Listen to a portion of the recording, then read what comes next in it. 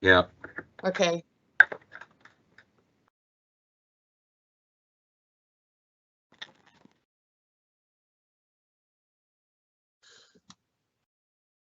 All right. Good morning, everyone. We're at a slight delay, but we have made it.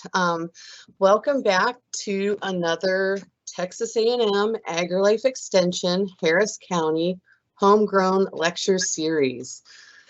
Whew, it's already been a morning. I hope you guys are getting some rest and enjoying the cloud cover. It gives us a reason to stay inside and watch this program. So today we have Ag Agent Shannon Dietz. He's going to be talking about making Boudin. We do not have the homegrown flyer up, but as a reminder, uh, next month it will be 10 Reasons for Yellowing Leaves, and that would be by me, Brandy Keller. But you can go ahead and register for those all at once. We have a new podcast up that we interviewed Sherry Hara, who is the manager and hardline buyer for Plants for All Seasons. If you're familiar with that garden center. So it was really interesting talking with her. Just to go ahead and get started, I'm going to hand it over to Shannon Dietz. Shannon, the show is yours. All right. Thank you, Brandy. Good morning, everyone. I do apologize for making everybody late this morning. I apologize to you, Brandy. Um, you know, it just seems like technology is not my friend some days. So I do apologize. But we're going to jump right into the presentation, and so happy to have you all joining us today. For those of you who are first timers, my name is Shannon Dietz. I'm the Ag and Natural Resources Agent for Texas A&M AgriLife Extension based here in Harris County. I am on the team with Brandy and Paul, and we make up the homegrown team. For those of you who might be interested in finding us, our physical location, we're located off of 290, and our address is 13105 Northwest Freeway, right behind the Harris County Appraisal District, if that kind of gives you an idea, and right across the road from Papacitas and Papados. So that's where we're at. If you ever want to stop by and make a visit, or if you need to drop off a soil sample, or come by and get some of our printed literature or anything like that, we'd be happy to welcome you to our office and show you around. So I have the pleasure today of talking to you about our topic, which is home butcher making boudin. And so yes, Boudin is the way you pronounce it, and so it's actually spelled Boudin, and it would be Boo and then Dan, but without the N pronounced at the end. So Boudin. So for those of you who are not familiar with me, I did grow up in Southwest Louisiana, and Boudin was a staple of um, my life growing up, and it's still a favorite food of mine.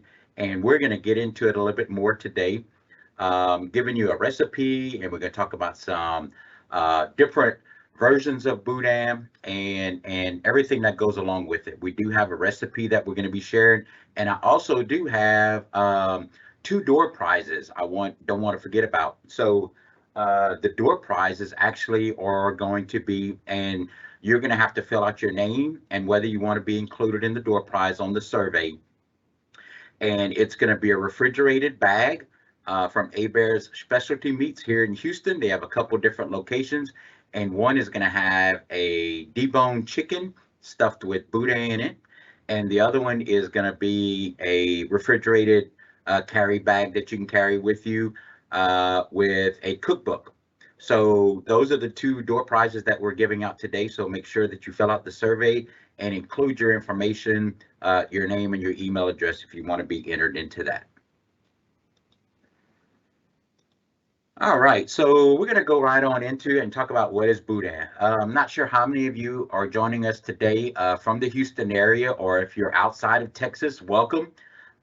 This might be the first time you've ever heard of Boudin and maybe seen a picture of it. So we're going to dive into a little bit more about the history and how it came about and where it's originated from and so forth. But This is a picture of what Boudin looks like. It's a very simple recipe. It's a favorite food of Cajuns in Southwest Louisiana. I grew up about 3 hours east of here, in between the Lafayette and Lake Charles areas, down I-10, and that is pretty much central location for Boudin. Um, and they actually have a Boudin trail in Southwest Louisiana that you can actually follow and hit some of the more popular restaurants.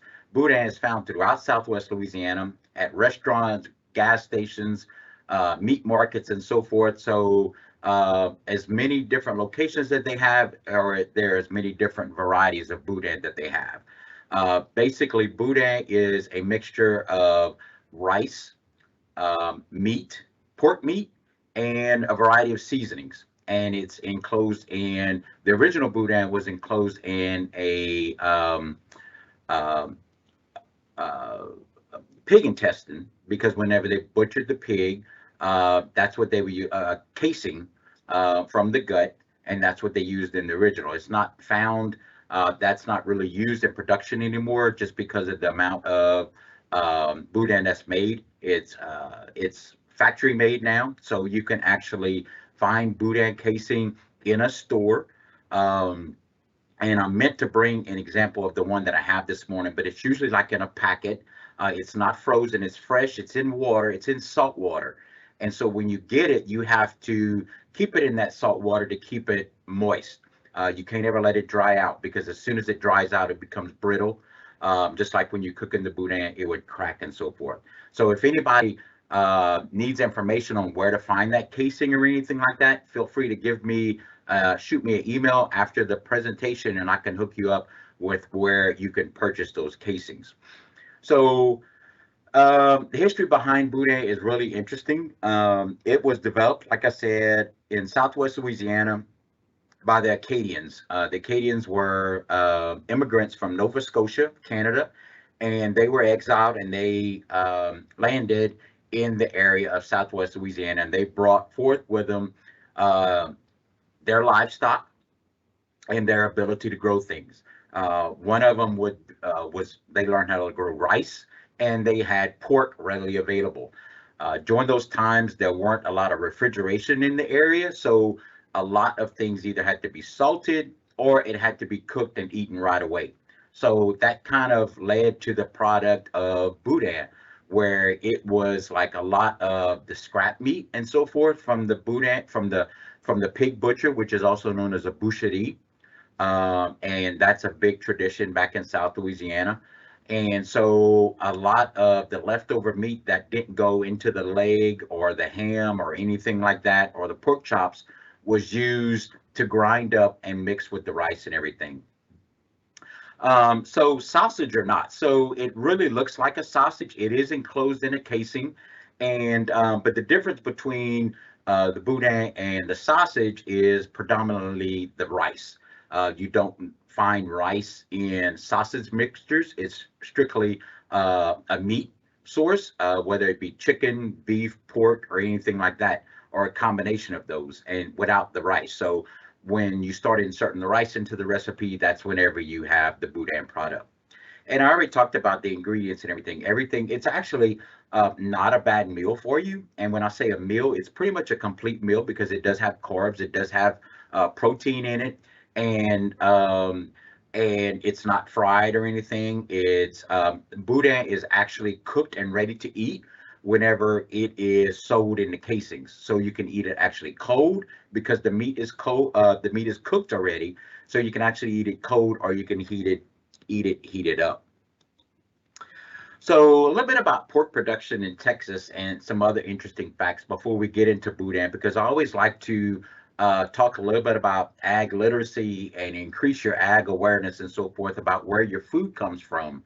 And I think that's a big part in developing a stronger understanding of what you're putting into your body and so forth. So a lot of people, we realize that Texas is the beef state. We are the beef king of the United States, but we do have some pork production here in Texas, and that's probably just started within the last 10, 15, 20 years or so, and it's really started to increase, and it's found mostly around the Panhandle area. Pork production over the last 10 years has jumped up from around 700,000 swine to a little over a million swine or pork product being produced in the United States. Like I said, it mostly happens around the Panhandle area because of the amount of grain that is in that area, and usually the availability of water. As far as ranking, Texas ranks about 14th, or it does actually rank 14th in total pig inventory in the United States.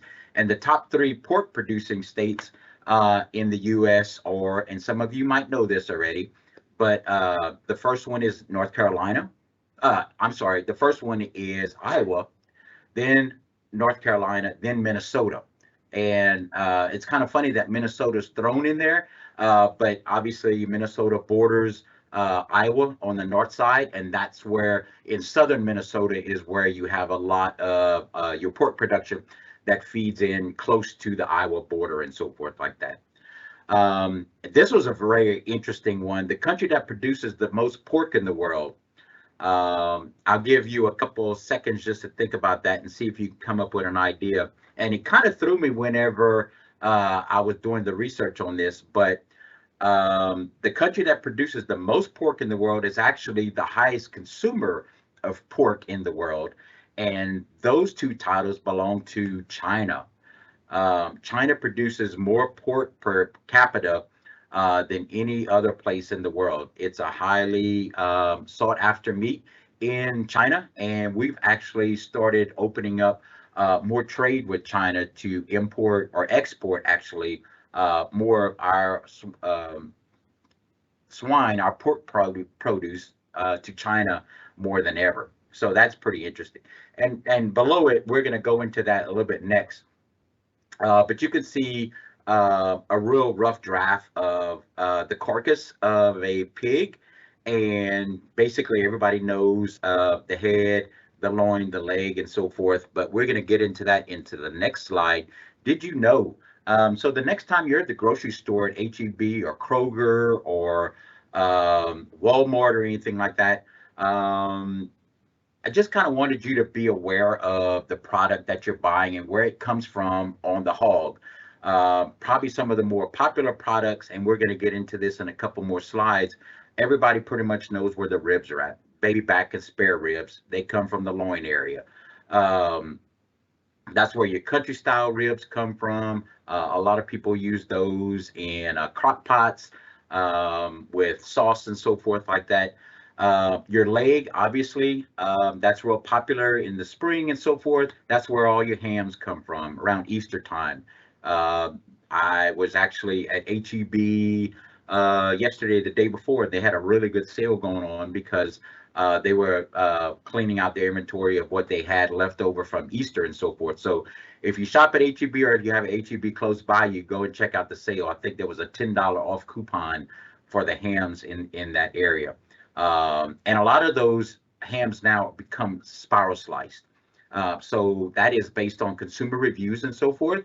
So it's not really the full, they are bone in. You can get bone in hams or deboned hams. Usually the hams that are without bone are usually your processed hams, where they've been more or less made to look like a ham, but don't have the bone in it, honestly. And your side, that's where your spare ribs and bacon comes from. Also, another product that's gotten really popular here in the Houston community and with the Chinese is pork belly. Pork belly and bacon are pretty synonymous with one another, but they're cooked two different ways. The pork belly is usually cooked in little squares, and it is really amazing. If you've not had it before, it takes you to a whole nother world. If you're a fan of bacon, you're gonna love pork belly. So I see that H-E-B. I do shop a lot at H-E-B. So H-E-B is actually starting to carry it in their refrigerated section, the pork belly and so forth. And it is a process to cook pork belly. You have to salt it a lot for it to be able to be dried out and everything, because you want to, it does have a lot of the hide on it, the skin, the fat. So you basically want that to be more of a crackling type product. Obviously, you wouldn't want to eat a lot of pork belly many times a week or anything, because the amount of fat and everything in it. So, but it is something that you can enjoy occasionally and so forth. And then up towards the front, we have the shoulder and the picnic roast and stuff like that. So those come from the two front areas of the pork. And so just so you know that next time whenever you're shopping, you'll know where some of these products are going to be coming from. Next thing, really interesting slide here that I want to share with you on U.S. home consumption of pork by type, and it's no surprise to find that ham leads the bunch, and this is including lunch meat. So this is your sliced hams, your deli hams, anything like that. It's going to be leading the pack at about 31%, and then jumps down to lunch meat excluding ham, and then pork chops. Bacon is another high one, and then sausage. Obviously, we do have a large amount of different types of sausage that are out there, whether it's going to be individual sausage links or sausage patties. And so the pork industry is doing really well now as far as marketing their meat and the varieties of meat that come along with it. So some pork facts. Pork, obviously, I'm not sure if you've known this or not before, but I don't mean to say it's obviously, is the world's most widely eaten meat. And it just barely edges out poultry at about 3%. So poultry comes in a close second at about 34%, with pork leading at 37%, beef coming in at 25%, and sheep and goat a small percentage at 4%. So the next thing we're going to talk about is we're going to be getting back into the topic of Boudin again, which is why most of you are here and stuff like that. So there is a link here that we're going to click on, and this is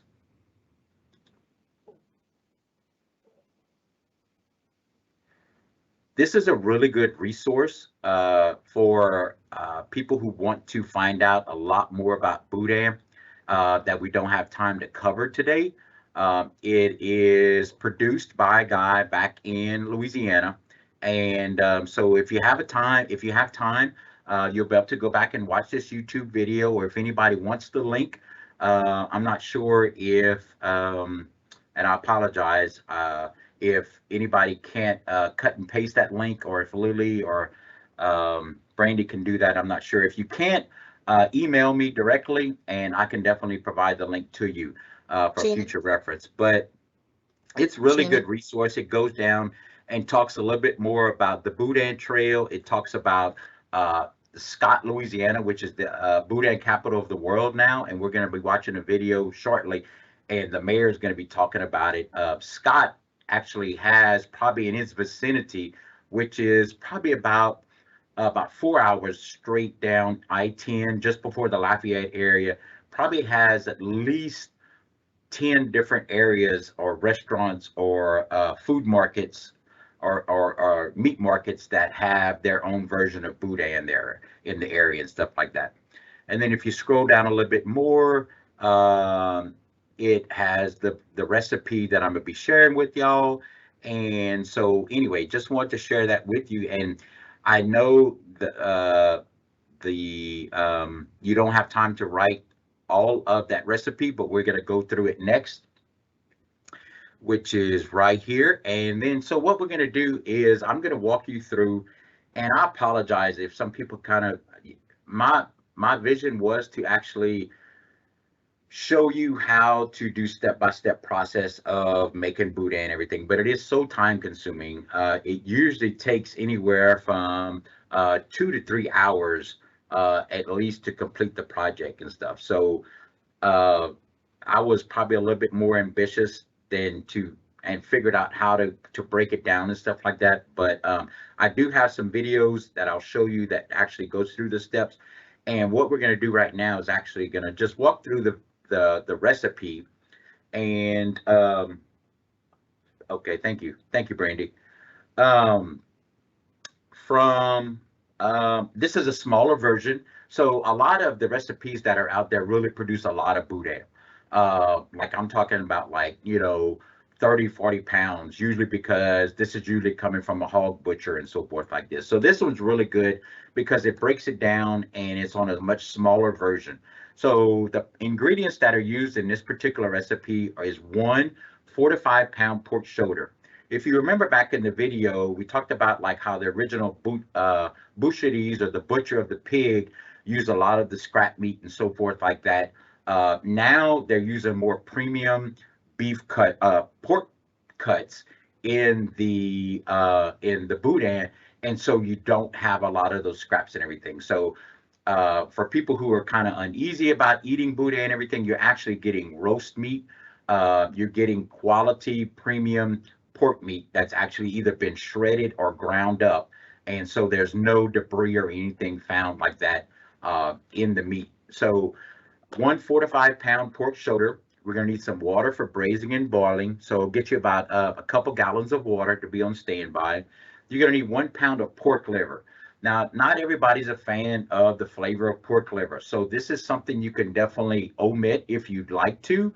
But it definitely makes a distinctive flavor in the boudin. You can taste the flavor of the liver. So if you're not a fan of liver, I would suggest that you just leave it out. If you are a fan, or if you're feeling ambitious and you want to try it the authentic way of how it was made originally, try it. And if you don't like it, then you can use the recipe for the next time and take the liver out. So 2 large onions diced, 2 cups of Louisiana long grain rice, 6 cloves of garlic peeled and chopped, 4 tablespoons of Cajun seasoning blend, and that's basically your bell peppers, your onions, your celery, your Cajun Trinity, and so forth.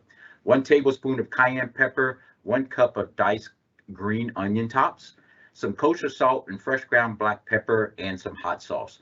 Now, the hot sauce and the cayenne pepper, again, if you don't have a high toleration for spicy foods, you're going to want to adjust those for taste. If you like spicier food, you can add more to it. Again, this is a recipe that's meant to be adapted to what your flavor palette is, what your flavor profile is, or what your family likes, and so forth like that. So I'm not going to tell you you have to stick by this recipe. This is just an outline of what you can use to adjust.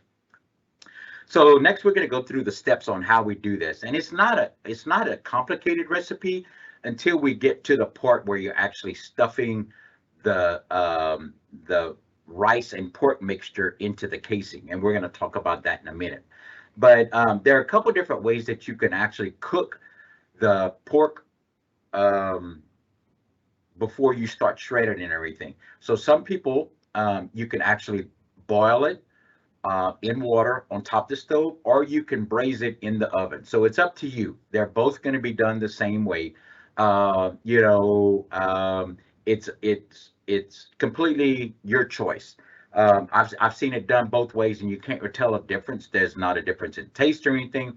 It's just that basically, whenever you're putting it in the oven and you're braising it, you're putting it in an oven and you're going to actually let it kind of cook on its own. You can kind of forget about it. Whereas if it's a pot on the stove, it's going to be constantly boiling. You're going to have to watch it, make sure it doesn't overboil and different things like that. So we're going to go by the recipe that we're using it in the oven. So in a heavy pot with a tight-fitting lid, we're going to add the pork roast and fill the pot with water to just about 4 inches. You're going to cover it tightly, place it in the oven for about 2 hours on that 400-degree temperature, and until it starts falling apart. I would suggest that you get a bone-in pork roast. Those, I tend to like the bone-in, preferably than the boneless. I find that the bone does add a little bit more flavor to your broth, that what you're going to be looking for, and also to meat. And it's a good way to tell whenever your roast is done, because the bone is actually going to fall out. It's going to be so tender. You're about to take that shoulder blade right out. So you're going to remove the pork from the pot and reserve the cooking liquid. Very important you don't throw away that broth, that cooking liquid. Then in a pot with with water over high heat. You're going to add the liver and boil until done in about 10 minutes. Again, if you're leaving the liver out, you're going to skip that step. Remove the liver and drain on a paper towel lined plate. Add the onions to the liquid, all right? And then you're going to cook for about 2 minutes, and then we're going to strain the onions out and reserve that liquid. So a lot of times I use I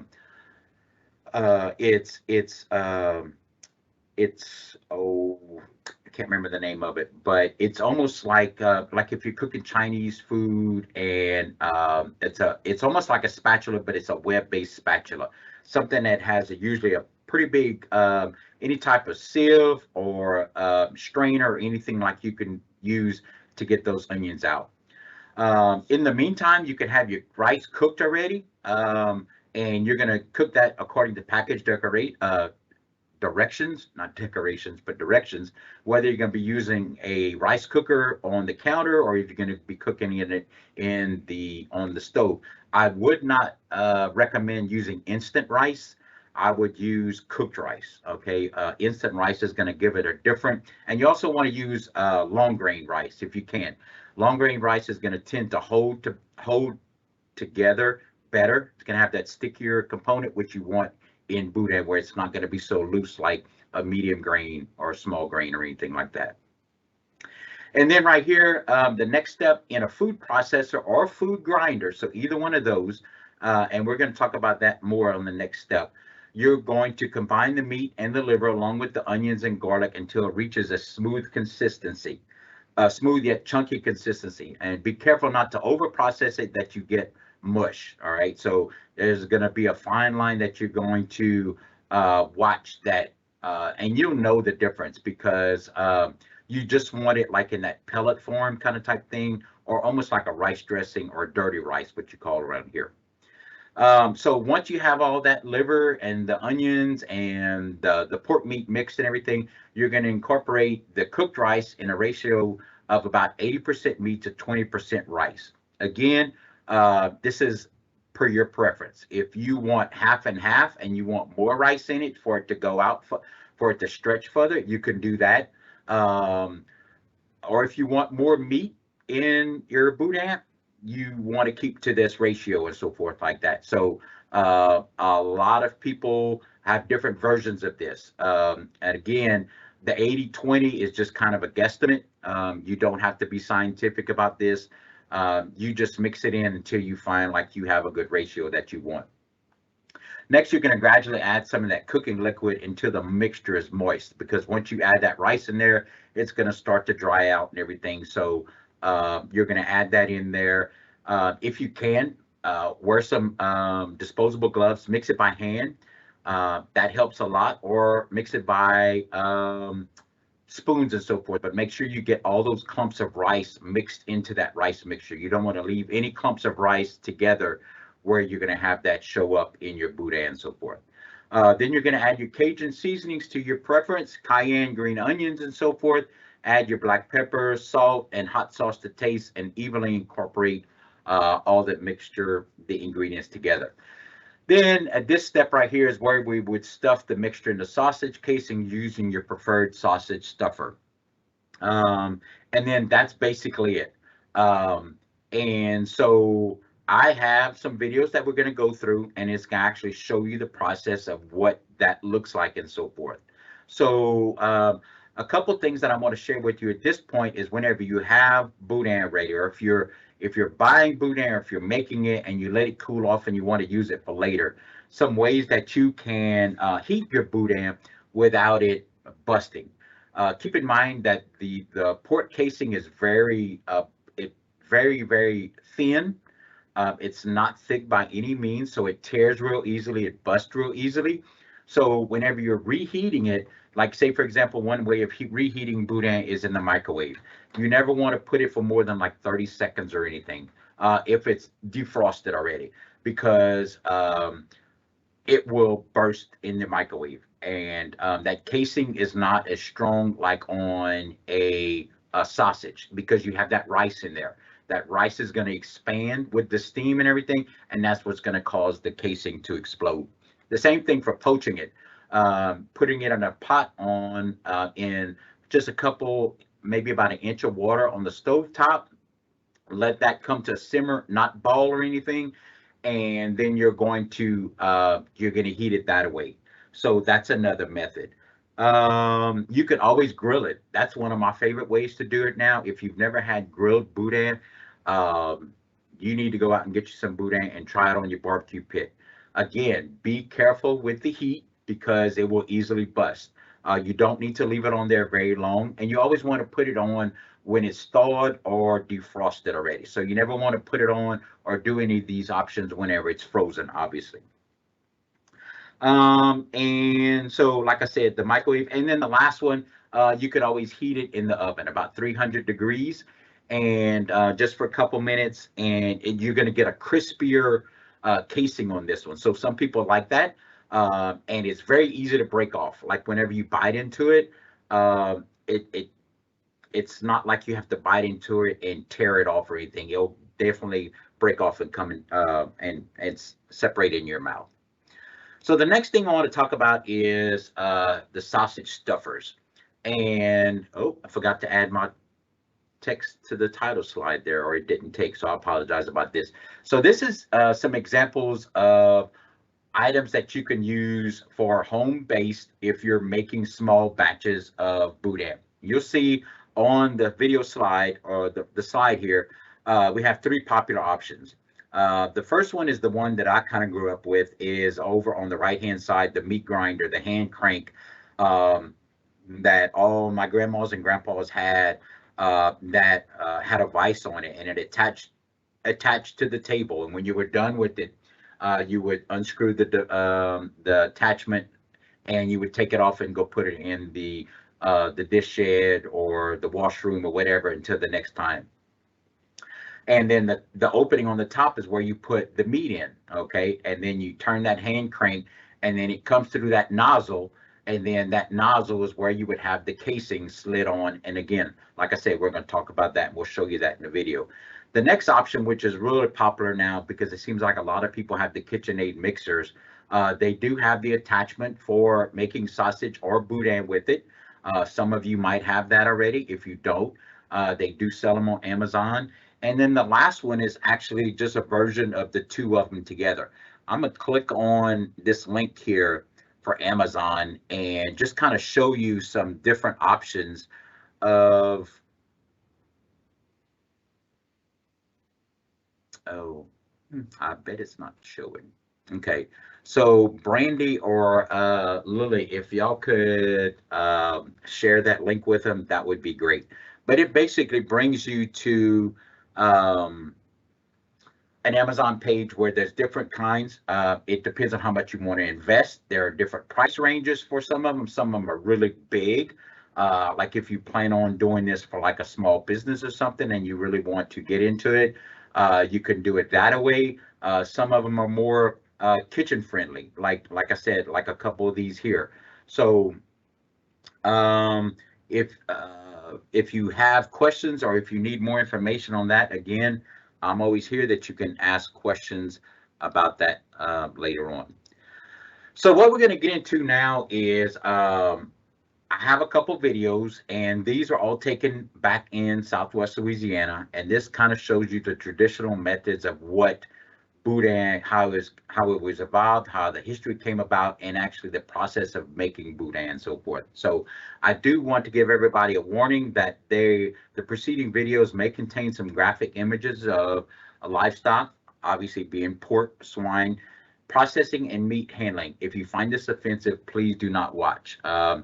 Just step away from the computer for a little bit, and then we'll tell you when to join back. So the first one here is we're going to go ahead and watch real quick, and hopefully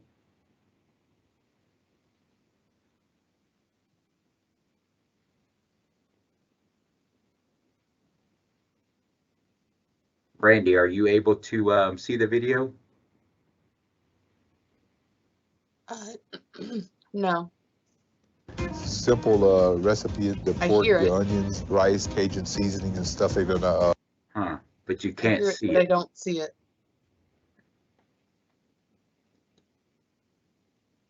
natural hull casing. It's not Does really it, I would assume it comes up as a separate window.